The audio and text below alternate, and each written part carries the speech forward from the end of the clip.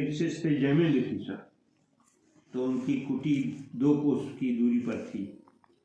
तो अध्याय 2 के 60वें श्लोक पर पहुंचे थे व्यास जी। तो उसका मतलब ये है कि ज्ञानी होते भी सावधान रहना चाहिए, नहीं जो इंद्रिय प्रबल हो जाएगी तो मन को जबरदस्ती खींच ले जाएगी। उसका ये अभिप्राय दिखाया। तो जमीन ने कहा जब ज्ञानी है जानता है आगे गड्ढा क्यों जाएगा, आगे खाई क्यों जाएगा, हम नहीं मानते। तब कहा कल बताएंगे। दूसरे दिन जमीन अपनी कुटी पर संध्या पर बैठे थे। उसी समय बड़े जोर से आंधी आई, पानी भर गिरने लगा। अब ये क्या देखते हैं कि एक युवती स्त्री भीगी हुई और पेड़ के नीचे थर-थर कांप रही है। साधु थे, दया भाव तो होने ही था। दया भाव प्रवेश किया, बुलाया, परिचय पूछा, बताया महाराज हम सहेलियों के साथ फला जगह मंदिर में दर्शन करने आई थी, तब तक आंधी पानी आ गया, साथ छूट गया।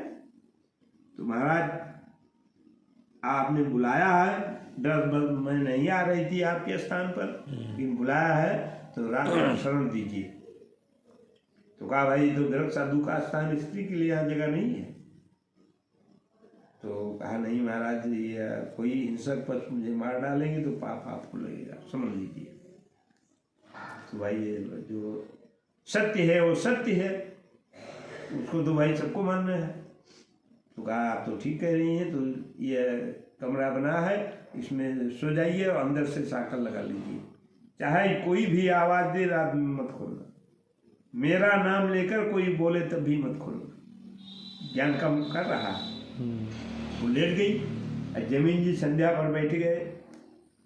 अब कुछ देर बाद उनका मन डगमगाने लगा, मन स्त्री के पास पहुंच गया, फिर खींच कर लाए, फिर पहुंच गया। इस प्रकार 12 बजे तक द्वंद्व चला मन का, काम प्रबल हो गया।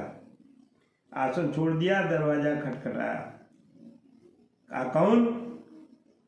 कहा मैं जमीन महात्मा। उसने कहा जमीन महात्मा रात में क्या करने आएंगे, हम दरवाजा नहीं खोल सकती, हमको गुरु मान लिया है, महात्मा को तो गुरु की आज्ञा का उल्लंघन में नहीं कर सकती। अब जब दरवाजा लोहे का था, टूटा नहीं, जब फावड़ा पड़ा था, लेकर छत पर चढ़ गए, छत तोड़ने लगे। तब तक 4 बज गया सुबह का। नीचे उतरे, क्या देखा कि युवती स्त्री तो गायब है, व्यास जी आसन लगाए बैठे हैं। एक तमाचा इनको दिया कि तुम्हारा ज्ञान कहाँ चला गया, टेस्ट में फेल हो गया। हाँ, रात भर क्या करते रहे पूजा पाठ को छोड़ करके। तब पैरों पर गिरे, कहा महाराज सत्य है, अगर जरा भी डगमग हुआ तो ज्ञानी भी कुमार पर जा सकता है।